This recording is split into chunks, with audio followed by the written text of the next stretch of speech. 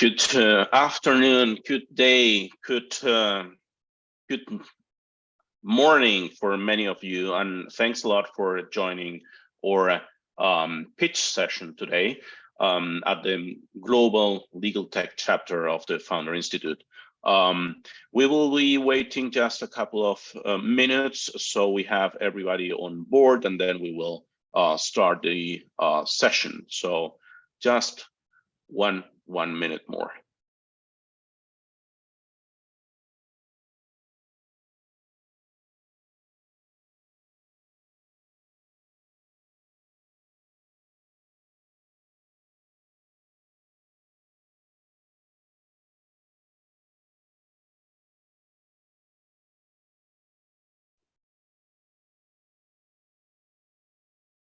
Okay, welcome everyone, and thanks again for joining us today.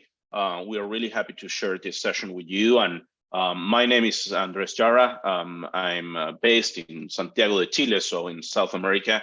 And I'm really happy to share this space with good friends, but also thought leaders and bright minds in the legal tech field, and a lot of experience in investments and evaluating startups. Therefore, the whole idea of today's session is to understand better what is the Legaltech's chapter about, and also what we are going to do during the program. And then we will go really fast into pitch session.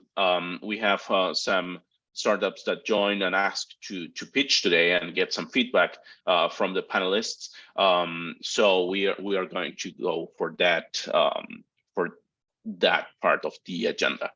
What is basically Founder Institute? The Founder Institute is the first place or #1 place in the world to build a foundable company.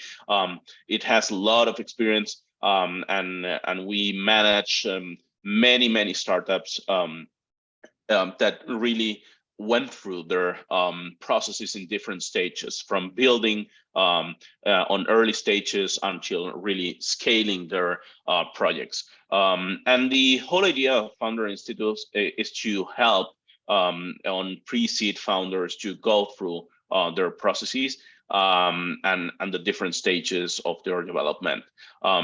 Therefore, things that are part of Founder Institute value proposition are basically education and pre-acceleration program, pre-seed acceleration program, seed acceleration program in joining programs with 500, Techstars, Y Combinator, and seed founding too, right? So many startups are at the beginning of their journey, and the whole idea is to support them and give them a lot of resources so they can be successful in their journey.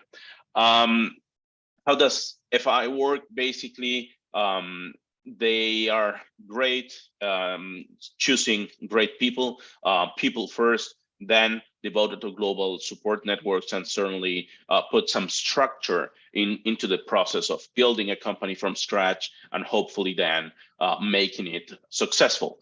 Therefore, there is also a kind of lifetime support along the journey and challenges of kind of startup has. Many mentors are a part of this network, and that's the main asset FI has today. I would say that probably you will find the brightest minds working along with startups in different kind of challenges, and that's the whole idea of the Founder Institute ecosystem. The roadmap usually starts with FI core programs and acceleration programs, where the Legaltech chapter is one of them. Then you can go into advanced acceleration programs and access finally to funding through either the network of FI or even their own funds. And the global ecosystem considers many different chapters in different kind of verticals, in different kind of geographies or jurisdictions, which helps a lot to understand better local needs, but also local opportunities. And today we are sharing the screen with great people, and I will really thrive to be here to present Pablo, Brett, and Andrew, who are going to certainly evaluate and give some feedback to the startups that are joining today. And just in a nutshell, I would ask each of you guys to present yourself and introduce to the audience too. So maybe Pablo, you can go first, Brett, then, and Andrew afterwards. Yes, thank you, Andres, and thank you, Global Legal Tech Hub, to invite me to be part of this panel. I'm from Argentina, and as a CEO of Legal Hub, I lead Legaltech. We are helping clients, legal corporate departments, in the process of innovation using legal operation methodologies and new technologies of different AI and LLM models, predictive models, and different things like that. Thank you very much. Thanks, Pablo. Brett, your turn. Hey everybody, Brett Calhoun. I'm the managing director and GP at a fund called Redbud VC. If you've heard of us before, it might have been Scale VC. We actually just changed our branding today. We're a generalist investor, early stage, idea to early traction. So anywhere from friends and family to maybe dabbling in seed rounds.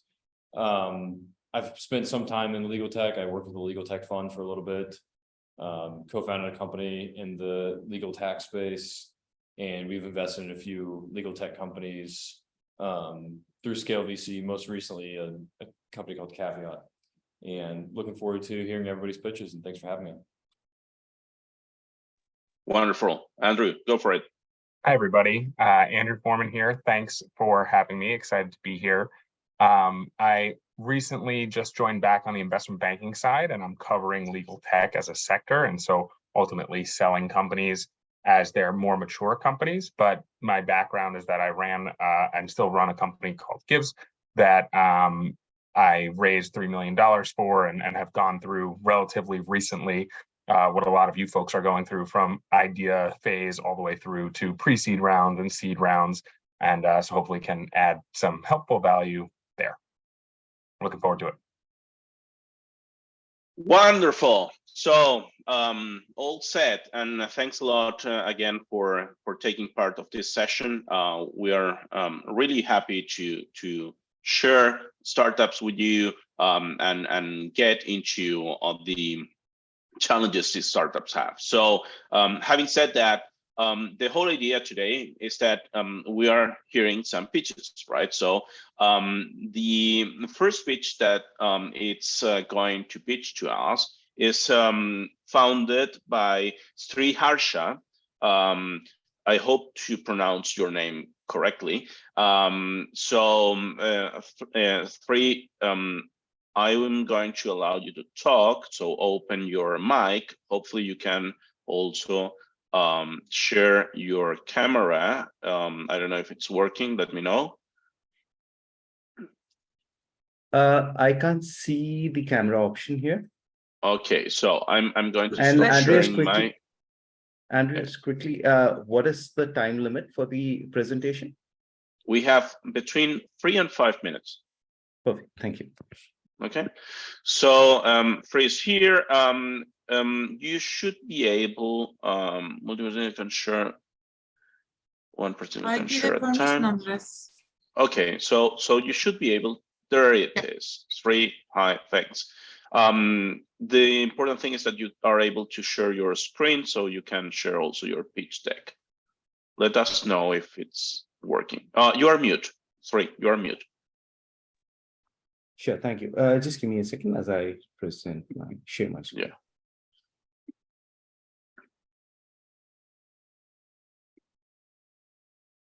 There it is. I can see it. Perfect. That's great. So I will count the minutes because we have limitations. Otherwise, we are going to have too long presentations. Therefore, I'm ready when you tell me. Thank you. Thank you, everyone, for the opportunity. I'm Sri Harsha, the CEO and co-founder of InheritChain. We are a legal process automation firm with our first use case being a blockchain-backed wills and estate management solution. We are a B2B SaaS for law firms. And our story started when our co-founder, Sudaba, who's a lawyer, could not make will for her client who was hospitalized due to COVID. That's when we thought that there needs to be a way where you could remotely and securely make wills for the clients. And then we started interviewing about 100 lawyers. We interviewed about 100 lawyers to see what are the problems faced by these lawyers. Number one, will is a time-intensive process, and lawyers spend around 5 to 30 hours researching and drafting wills. And at the end of the day, these wills are paper-based and hence have the vulnerability to be forged or stolen. More than 85,000 wills are contested annually in courts in US and Canada because of forgery or lack of a will. And finally, and also for the lawyer, once a will is given out, it is either stored in once a will is drafted, it is stored either by the client or by the lawyer in their safe, and therefore no more engagement happens. And this is also a space where a lot of DIY or B2C companies are coming up, and therefore the lawyers are cornered with lack of technology in the space. And that is where we come in as a partner to the lawyer. Our unique solution, it improves the efficiency of lawyers. It helps lawyers draft wills faster. We are doing remote witnessing with videos, with live video signing of the wills. We have enhanced the security for the clients by doing blockchain-backed digital vault wherein they can store their wills. And we are increasing engagement between the lawyers and the clients by giving data-driven reminders such as your will is more than 2 years old. Why do you want to update it? Your son has become an adult. Do you want to update the will? So we have this kind of a platform that we are building. Why now is because according to Forbes, about $30 trillion generational wealth transfer is waiting to happen in this decade. More than 80% of these wills need to be proved in court, and COVID has driven innovation and brought digital wills together. More than 14 states, so much so that more than 14 states in US and Canada have adopted remote witnessing of wills and remote signing of wills. We are building an automation. Platform which has components of automating the will, customizing the will, video signing, and security through blockchain, and engagement model through web and mobile platform. And will is the first use case that we are building, which we can scale to other things like estates, trust, real estate, and contract.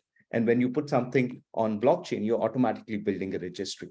So that is the vision of InheritChain. We are an automation platform starting with wills and estate, but planning to expand further. The user journey basically is the lawyer can start with a client intake, and then they can produce a draft of the will, which they can send for video signing and store the will in a blockchain layer. Now, this will is shared with the client on their mobile or web app, and that analytics platform helps for reminders. And we are also creating a trustee mobile app or trustee wallet, wherein the pre-appointed trustees can access these wills through smart contracts. Our business model is very simple. It's pay-per-use with multiple volume tiers. So lawyers charge something between $500 to $5,000 per will to their clients, and they're shown a willingness to pay between $100 to $150 for a will and POA. We are planning to, as we go forward, we'll be customizing the service for bigger law firms with their custom clauses. Traction so far, we've built out a beta, and we have about 50 plus trials, and we have 200 plus warm leads through webinars that we have conducted. We have won a 200,000 research grant from the government, and we have raised 160,000 in pre-seed, and we have a patent pending that was filed in February. We have a great team. I come from a business background, product management and business background. Sudaba is our CPO, and she's a lawyer with 10 years experience, and Manish is our CTO with 1 minute, sorry. Yeah, with two exits, and we have some great advisors like Benjamin Allaire, Monica Goel, Andrew Riccati, and Mohammad Kala, who was the first our first investor and a lawyer who kind of showed us that there was a market fit for this product. Our goals are, we are raising 700,000 and our goals are product commercialization, launching in 3 provinces, Ontario, BC, and Alberta in Canada, and then we'll move to US as well. We aim to reach about 300 small law firms and looking at 12 to 15 month runway and hiring some full-time engineers. That's it. Thank you. That's great. Sharp on time. Thanks a lot for that. And guys, Pablo, Andrew, Brett, questions, feedback? Remember to unmute you. Thank you for your presentation. And only one question is, if you could tell me which is your main differentiator. I mean, you mentioned the market is a B2B, if I understood well. If B2B law firms, you said law firms as your client, and which is the main differentiator in comparison with another alternatives? So alternatives today, they do not do life cycle management of a will. All they do is printing of a will, and they print a paper copy of a will. Because of digital wills, we are bringing in remote witnessing, and we are also bringing in storage of a digitally singular document, right? You cannot have PDFs for wills because there can be many PDFs. Using blockchain, we are providing that singular digital document that can be stored. And if you think about it, why are wills stored on paper even till date? It's because you cannot have a digital singular document, and blockchain provides that opportunity to do that. Apart from that, we are doing a full lifecycle management from client intake to enabling the trustee with the documents once the client passes away. And also analytics dashboard or analytics, which will help lawyer follow up with their clients and increase their revenue as well. So we have these key differentiators for the platform. Thank you. Thanks a lot, Sri. Andrea, you want to question something? Sure. We need to move into the next one, so go for it. Okay.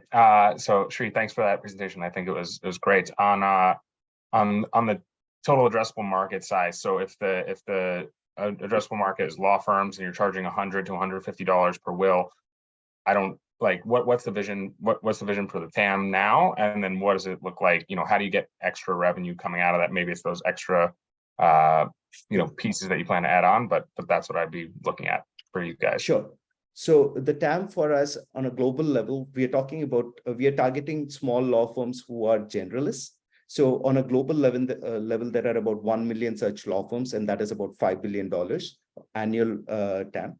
And our obtainable market or our available market is about 300,000 lawyers in US and Canada. That comes up to about 300 million. And our obtainable market, we are looking at about 15%, about 20% of lawyers who are first 10 years into their practice, because these are the ones who are more tech savvy. My obtainable market is about 300 million and my available market is about 1.5 billion. Thank you. Right. Do we have time for more questions? Go for one more. Yeah. Question on the ROI to law firms. So if they're spending 100 to 150 now, is this replacing existing costs? Is this additional costs? How does this correlate to additional revenue? Because if I'm only making $500 per will right now, and then I'm spending, spending 20% of that on this product, is that attractive enough to the law firm? Yes, that's a great question. And the answer for it is that lawyers have disbursements. So when they use a technology, they actually spend this pass these costs over to the client. So they can charge that 500, and on top of that, they can charge that 100, 150, which the clients usually pay because these are technology fees. They even charge for printouts and Xerox copies. So when we are providing this whole wallet and a blockchain experience, I think it really brings a lot of value to the lawyer and the client side. Is there any recurring component to it, or is it just like one-time fee? So what we have done right now is we are looking at a revenue model with per use. So every document generated, that is one client, and therefore they're paying for that. However, because we want to keep the barriers of entry low, however, once we establish ourselves in the market, we will be having a minimum number of credits that they can buy every month. So that could be 3 to 4 credits a month. That would be around $500 on a monthly basis. So that would be kind of like a SaaS fee or a subscription fee. Thank you. Thanks, Farid, for your presentation. Wonderful one, and we are going now for the next one, which is thank you everyone for the opportunity.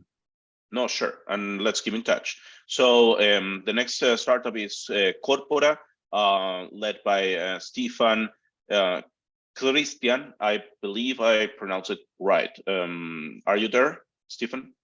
Or Stefan? There you are. You see me? You can hear me? Yeah, works well. Let me share my screen as well. Andres and folks, thank you so much for this opportunity. Thank you for the Founder Institute Legaltech chapter for the opportunity to present and get the feedback. Without further ado, I'd like to pitch Corpora, which is helping early stage startups get legal done. My name is Stefan Khizretian. As Andres mentioned, I'm the co-founder and CEO of Corpora. So when we say get legal done, and by that I mean from formation all the way to fundraising, this is what we have in mind. This is the founder's legal journey, starting a company all the way to raising a safe round, a convertible note round, or a full-on price round. It looks like a maze filled with twists, turns, and pitfalls. But the fact of the matter is that early stage startup law is a very well-trodden, streamlined path. So what Corpora is doing is turning this maze into a straight line based on a very simple premise, taking the repetitive, mundane tasks and giving founders the tools to take care of those tasks themselves, and taking the strategic, high-value, bespoke tasks and giving the attorneys the tools to take care of those more efficiently. We have the team to make this happen. This is our founding team. I've been practicing corporate law for over 10 years. I left my private practice in March of this year in order to focus full-time on the business, and I've helped over 100 pre-seed to pre-IPO startups navigate the startup law scene. My co-founder, Siddharth, who's also joining us on the call today, he has over 10 years of experience as a tech executive, previously working at unicorns such as Pixart, and also being the CEO of WebFontaine, which has been dealing with the automation of customs regulations in the MENA region, Middle East and North Africa. And our third member of the founding team, Arto Minasian, has over 10 years of experience in artificial intelligence. He's the founder and president of 2 venture-backed startups, Crisp and 10Web. So the way we're approaching this problem is taking a look at legal tasks and defining them into 3 core functions, and then building tools to take care of each of those functions. Those 3 functions are lawyers, they analyze documents, they share insights on startup law, in other words, advise on the law, and they also help with creating documents. So each of our tools corresponds to one of these functions. Our first one corresponds to analyzing documents. This tool is already available in private beta, soon to be launched live. The Smart Legal Drive helps startups keep all their files in one place, highly organized, highly searchable, and also running analytics on the back end to give you a heads up in case you're missing something important. Having an eye for the types of red flags that come up in due diligence, thus automating due diligence, taking away, or rather cutting out hours of your attorney's time when you have to get ready for a price round or any other situation where you're going to undergo due diligence. Our second tool corresponds to the second function, which is sharing startup law insights. And we've already built this tool as well. They're currently being tested again to go live very soon on August 28th, later this month. We are unlocking the knowledge that's locked in the minds of lawyers, the information locked in textbooks, and data locked in your own documents, and turning these into readily accessible on-demand insights. In other words, you have a question on a common startup law situation. How much equity should I give to my early team? Should it be stock options or restricted stock? What do I need to do to adopt a stock plan? The legal chatbot gives you crisp, on-demand insights to those questions. And the third tool corresponds to the third function, which is creating documents. We have taken the document lifecycle and we're creating a tool, it's in the works still, which will give founders templates in case they don't have an attorney yet, or if they do 1 have an minute. customizable in order to take care of the document lifecycle by creating, negotiating, signing, and accessing those documents. This is a look at our product roadmap at very high level. By the end of 2024, we will be able to cover the journey that I just mentioned. Here's our traction so far. We have 7 pilot customers, including a Series B startup, a Series A startup, and 2 seed stage startups. These are the documents and stakeholders currently being maintained on our system. Our go-to-market is largely based on channel partnerships, mainly along these 4 lines. A word about our partnership with attorneys. We currently have 5 attorney ambassadors that help us roll out Corpora to their clients. Their benefit here is, quite frankly, business development and promotion of their brand and business to our network. We're going after a freemium model, free for pre-seed companies. There's an untapped market. Early stage companies, as in companies that are from formation all the way to Series B, spend about $2.5 billion each year on startup legal fees. Okay, we are in time. Sure. And let me just end here by saying our main difference is that our competitors are siloed. They take care of only a sliver of startup law, whereas our tool is comprehensive and AI powered. Thank you so much for your attention, and I look forward to your comments and questions. Stephen, thanks a lot for your time. And guys, questions, feedback?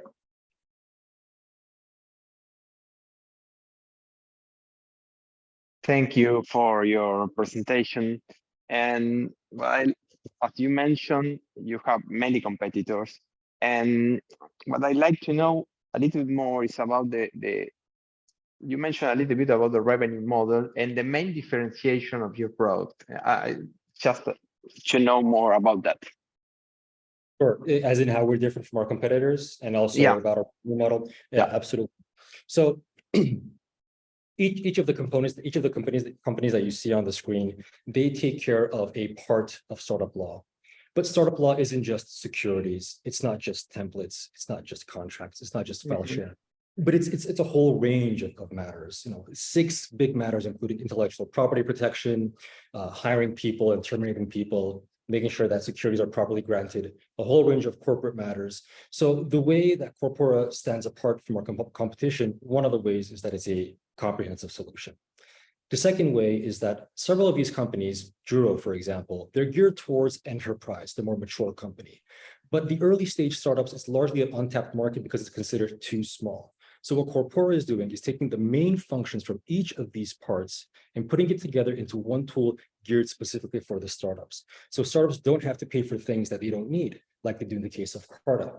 They pay a lot of money for the year, and they're given tools that they're never going to use. So that's another way that Corpora differentiates from the competition. The third point is achieving a balance between customization and standardization. AngelList has built a beautiful tool called AngelList Stack, which is very similar to Corpora. However, it's heavier on the standardization side. Law just doesn't work that way. There has to be a balance of standardization and customization, which is why I mentioned during the pitch, the templates part, that if you do have an attorney, we take their templates and we customize it to meet their workflow. One thing that AngelList, for example, does not do. In regards to the question on revenue model, this is a high-level idea of what we're going after. Subscription-based, if you're very early stage, you have less than 50 documents, you don't want to use the chatbot more than 3 times in a month, it's free for you. As you grow, Corpora grows with you. And again, never giving you more tools than you actually need. And so you don't have to pay for tools that you don't need.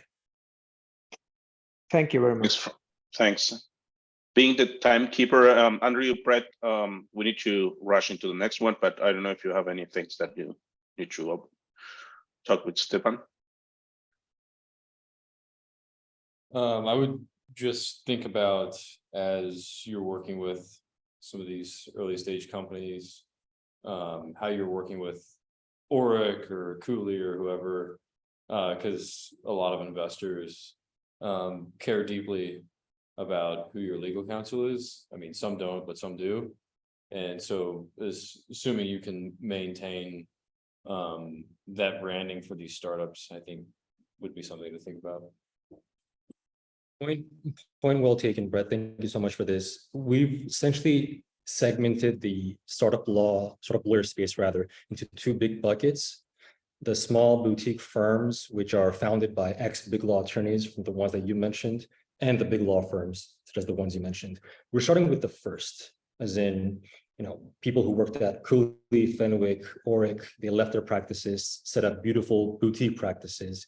We're working with them to gain a critical mass. And then once Corpora gains that traction, companies like Oric, Fenwick, Cooley would also want to use Corpora for their purposes as well. In fact, Wilson Sonsini has built a very nice tool called Neuron, which they're using in-house.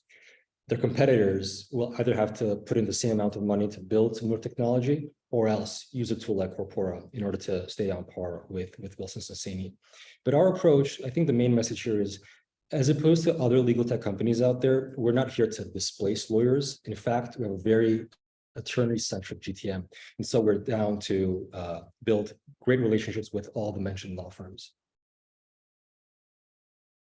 Okay, that's great, Stefan. Thanks a lot for your presentation. A great one again. So now we are moving into the third presentation, led by Bensu Aydin for OneDocs. Bensu, are you there?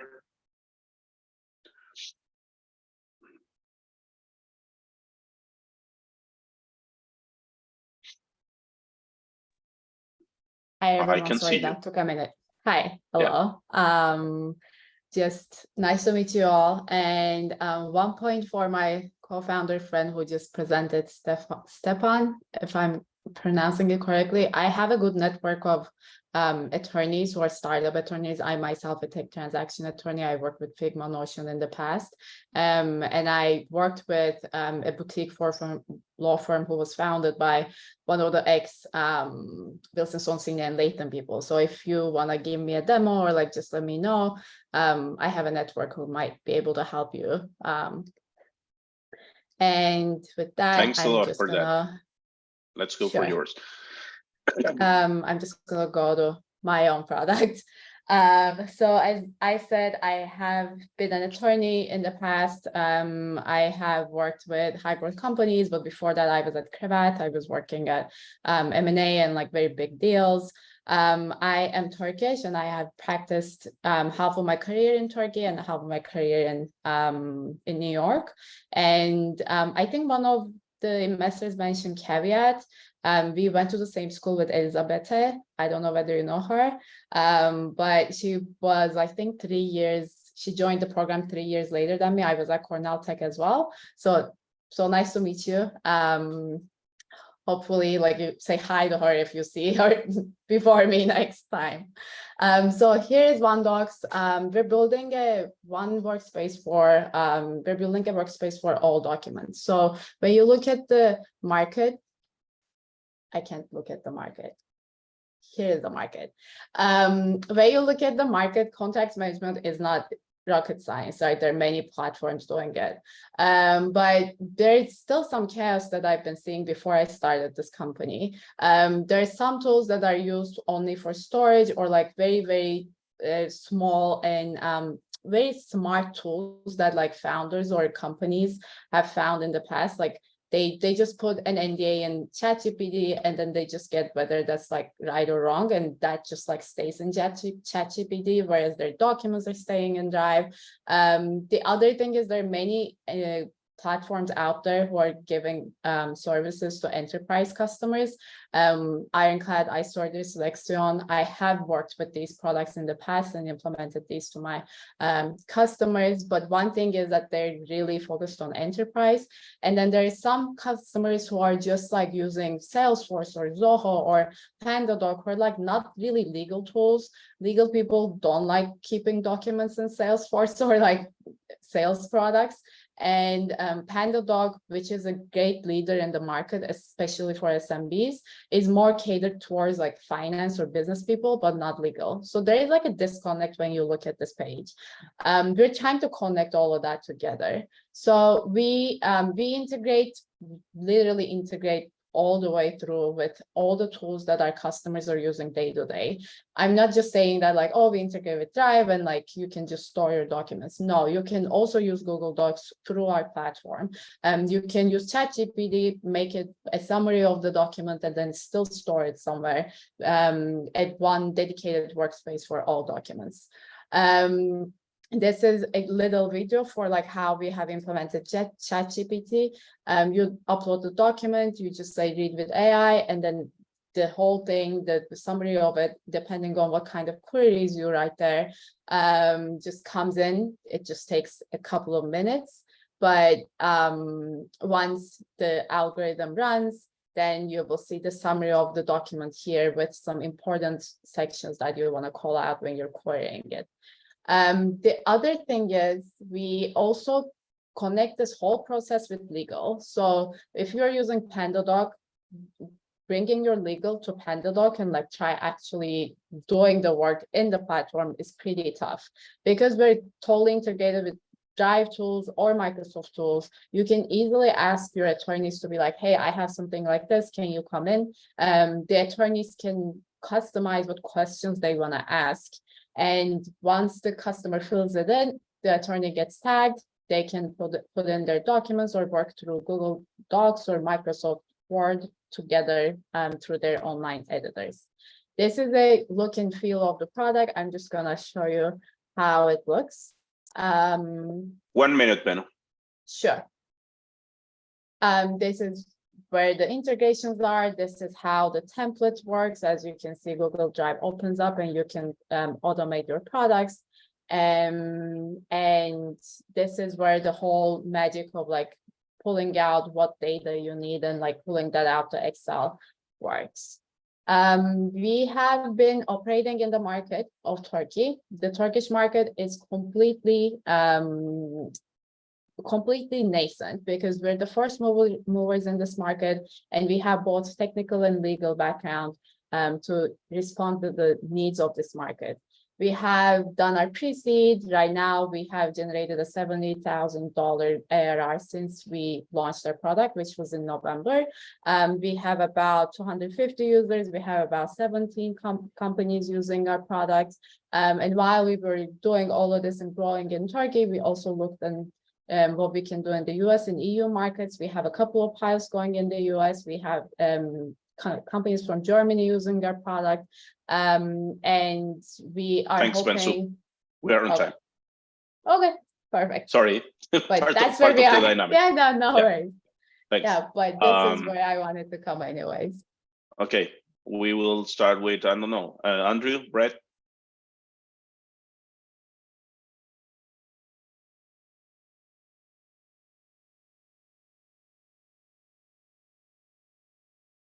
No comments? I'll go ahead. Sorry. Yeah, sure. So it's a pretty crowded market. Maybe not in Turkey. I'm not familiar with the Turkey market at all, so forgive me. With the current solutions out there, what is the #1 feature that your current customers and through your discovery process have found that you have built that's better than anybody else? The ability to turn Excel sheets into contracts. Because once you have lines of once you have so many lines in your Excel sheets where like the counterparty goes somewhere, the actual cost goes somewhere, the value of the contract goes somewhere, and we are able to take all of that. Just like, I don't know whether you use Pipedrive, but we kind of mimicked Pipedrive into creating documents. You put on your Excel, you kind of work on it a little bit, and then all of that, if you have 100 contracts in there, they can all turn into actual documents, actual standard documents that you can use. That's cool. And how do you think of, just on whenever I think Legaltech and I think of document management, so iManage or NetDocs, I don't think it's even on that page, and maybe rightfully so, but how do you think about those older technologies? Yeah, I mean, those older technologies are very expensive. They're old, but they're also targeting, for a very long time, they have targeted really high, either big laws or bigger enterprises. Right. And they are kind of like drowning in the heaviness of their customers, because their customers are large enterprises. They're very, very used to charging certain amounts or certain working with certain technological frameworks where like they're either on-prem. For example, to use iManage, you need an on-prem server.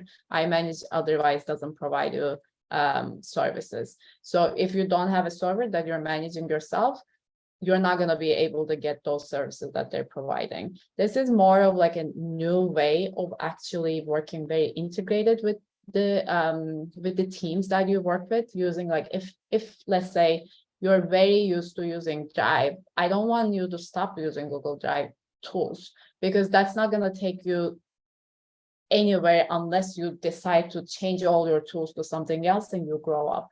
We are trying to catch that market where the company is not that grown and that corporate, but it's not so new that like they don't really care about legal. It's just right, it fits just right in that middle segment. Got it. Okay, and so you wouldn't integrate also into one of those larger systems. So you're really going after the SMB mid-market kind of folks, Yes. as opposed to the enterprise. Yes, correct. Okay.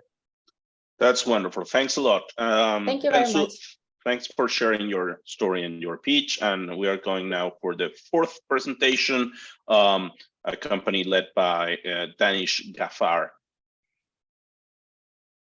Danish, are you there?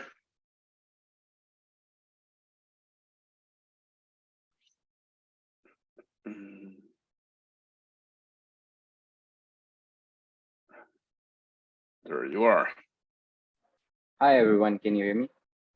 We can hear you. We can't see you. Ah, there you are. Okay, that's great. So let me know when we start, and we will start with the timer too. I cannot hear you.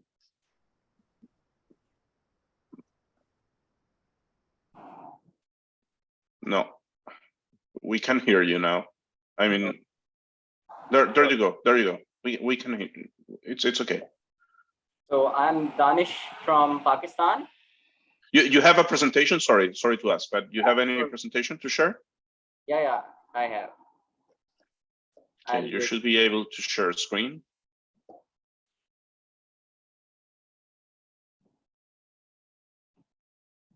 Yeah, so can you see this? Yeah, we can. Is it in the presentation mode or something? No, it's we are looking into your PowerPoint, but it's not the screen. There's the one.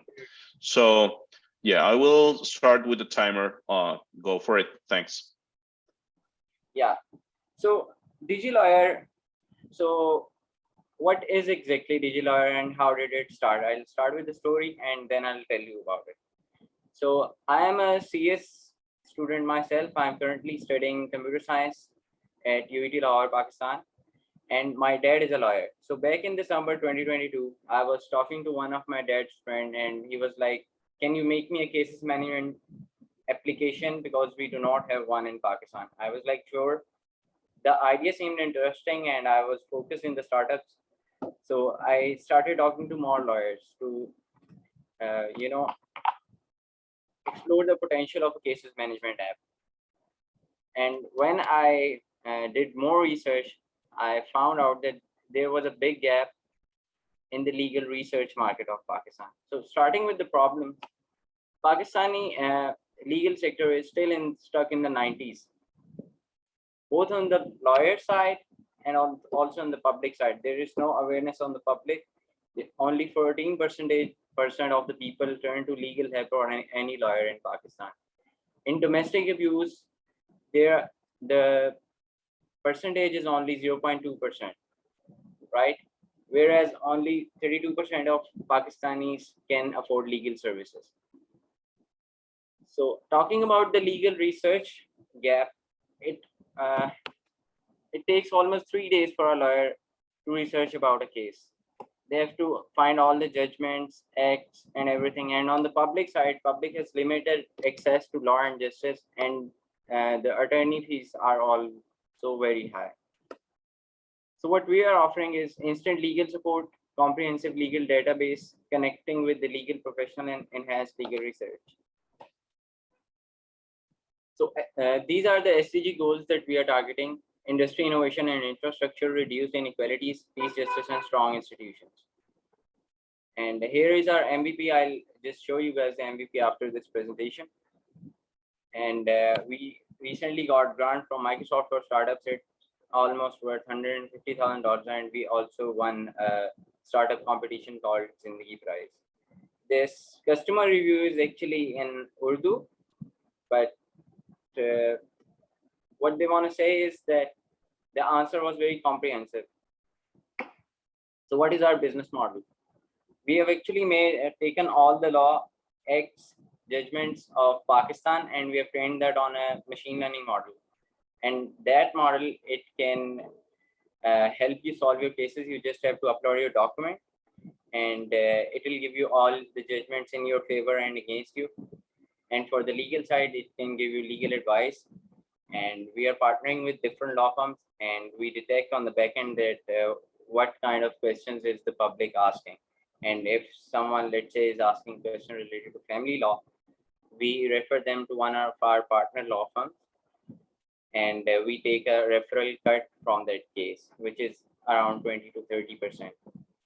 And the chatbot feature or the legal research feature is a credits-based subscription.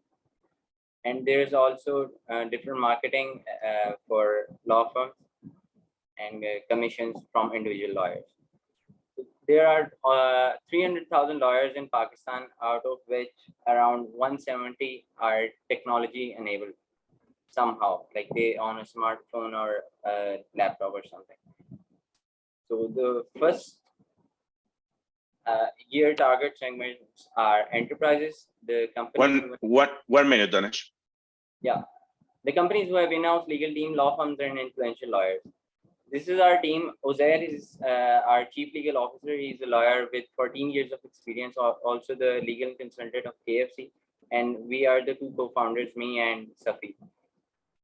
Here are our advisors and partners. Altaf Qureshi is 2X founder, and Nawab is from Silicon Valley. So this is our local competition. Pakistan Law Site and PLJ, they provide just the resources.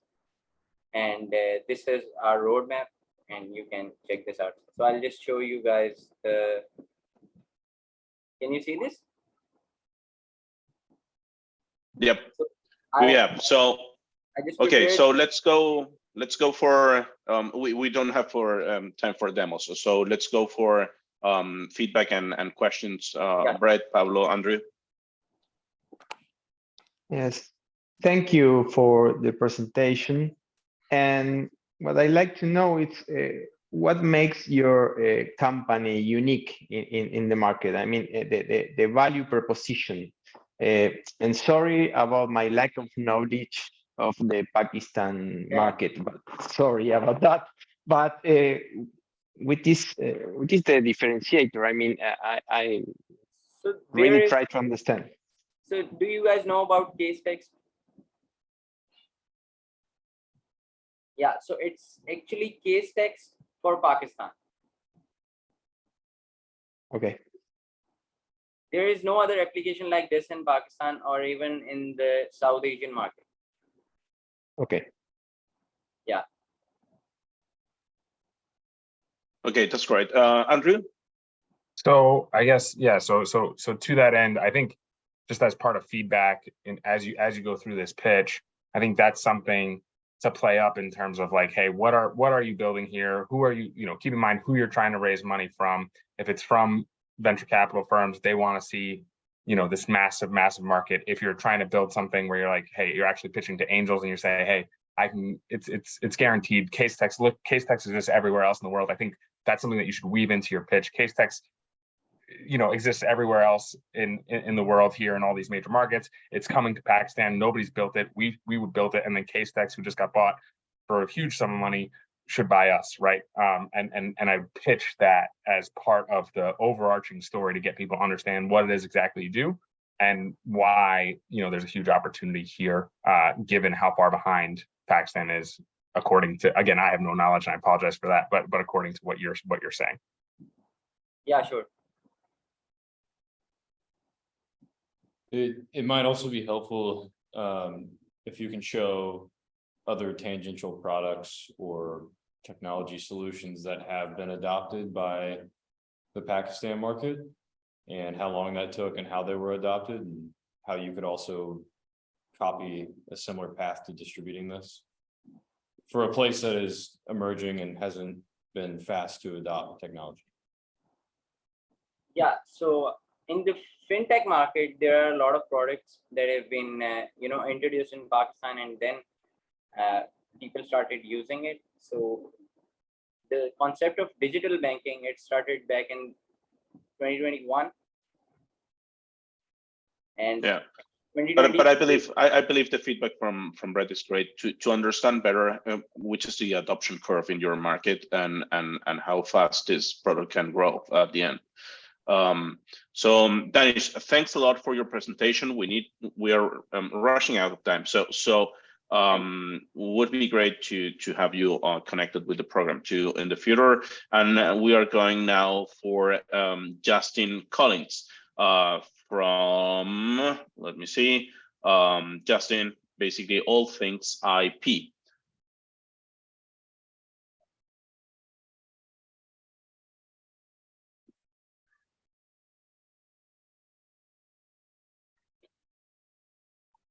Justin, there you are.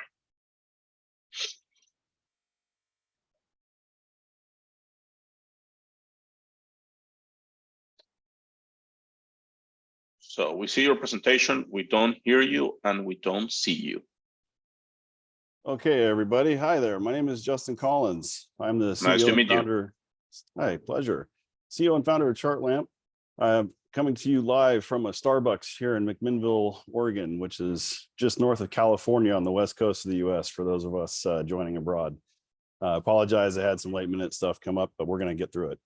So I spent more than a decade helping lawyers and their insurance companies with medical records, and I invented a completely different way to review medical history. We're patent pending. We have a prototype. We've got some market partners already. I'd love to be able to show you the prototype today, but we'll just speed through some of the deck here. And this is really what it comes down to. I mean, whether you have a summary solution for your medical records or not, you're going to be reading line after line of text.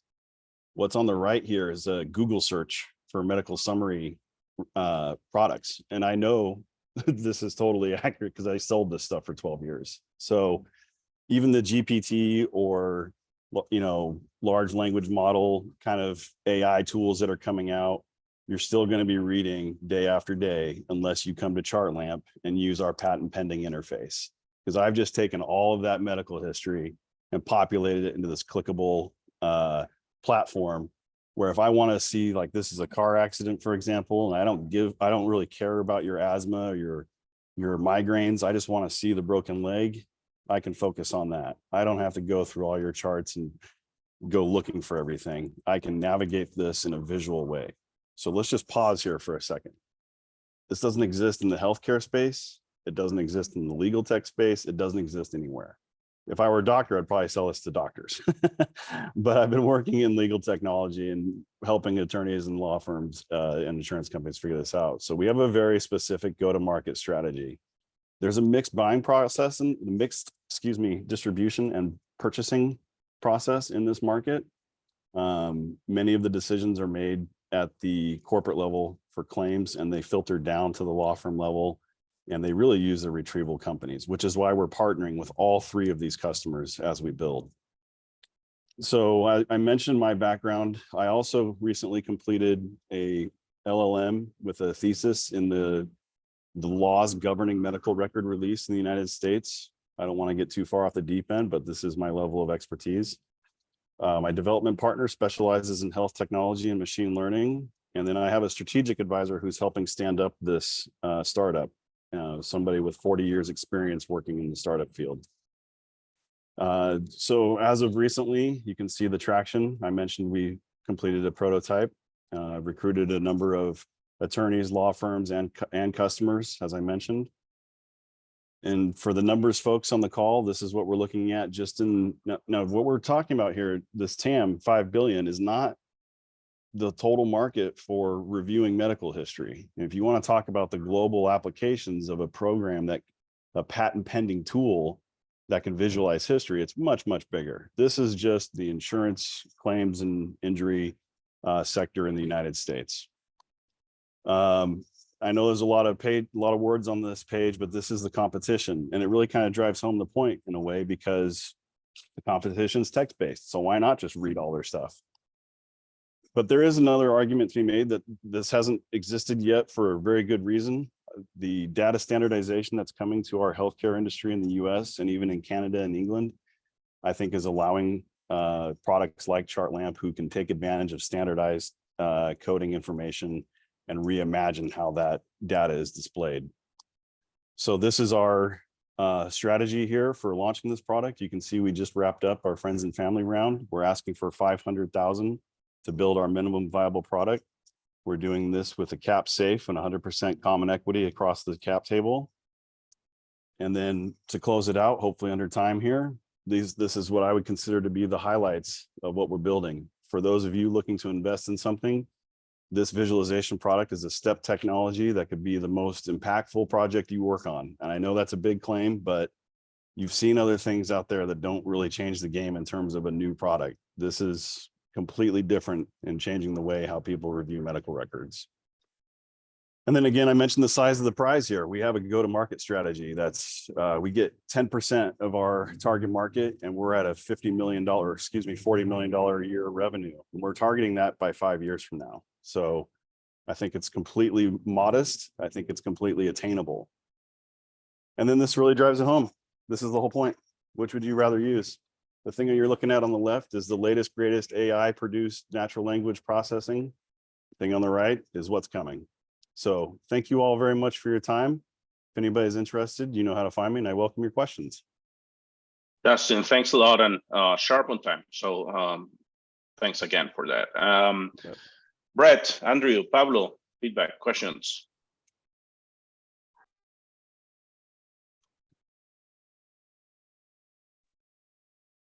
So thanks, Justin. That was well done on the feedback side. I think that's great pitching vision, et cetera, et cetera. Question on this chart right here on the right. So at some point, people are going to need to read the relevant text of some kind. I assume that's built into this. And how does that work? You click on something, and then the relevant pieces kind of come through. Yeah, so that's like a visual layer, and I could pull up the prototype and show you, but if you click on this femur right here, the next page you get is this screen. Right. And if I were to click on medical, this tab, you could find the actual chart notes, and then the comments allows you to mark it up. So you can not only see the records, you can tag them for certain case partners. A lot like electronic discovery for medical records is kind of where that's headed. Good question. Thank you. Justin, could you go back to the team and who is building the product? Sure. So right now we have an outside partner, Mike Biglin. We don't have our first full-time employee yet. It's just me running the shop here. I met Mike at the largest medical record conference in America out in Orlando, Florida. And we just happened to bump into each other, both from Oregon, and struck up a relationship. And his crew there at 20 Ideas was a really good fit. And I think we're going to probably stick with him. I'm pretty confident we're going to stick with him throughout. They've done an amazing job with our clickable prototype. A lot of the wireframing they built in will go into our MVP. It was really forward thinking in how they designed it from the very beginning. And I really like what they've done. Have you tried bringing on a CTO? Yeah, I think we're starting that conversation. I'm starting to put out feelers for some folks. I think with our next round of funding in this slide, we're going to get to that point. We're hoping to not only vet some folks on our end, but we're also welcoming the right investment partner who might have a network that can help vet some CTOs. I think our strategic partners who are investing in this platform might also help us identify those folks, but we're just beginning that process. So another good question. And the existing funding was used to pay his dev shop to build a product, or? Yeah, much of what you're seeing here in this 250K raise was a equity trade. So this isn't necessarily cash. The SD would be software development. So 125 of that is a 30% discount for the life of the project as an equity trade. Gotcha. Why do you think he didn't join if you have the potential for make like such a strong potential for making a massive company? Why do you think he didn't want to join your team full time?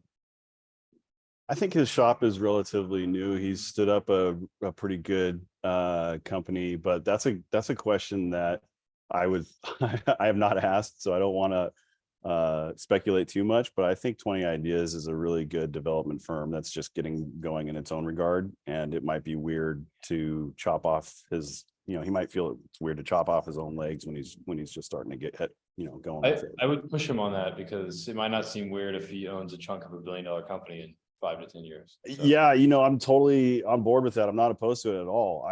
I want the right people for the project, and the best team we can build is really my focus. If Mike wants to pivot and come on board, I think there's some other folks who need to do some betting there. I like the guy, but I'm not a technical person. So I would have to rely on some folks who knew how to ask the right questions for that kind of permanent position. It would make me more comfortable anyway. So, but it's a really good point. I'm definitely not opposed to it. Okay, so Justin, thanks a lot, and always keep in mind that a solo founder is it's different to have more founders from a decision investing process or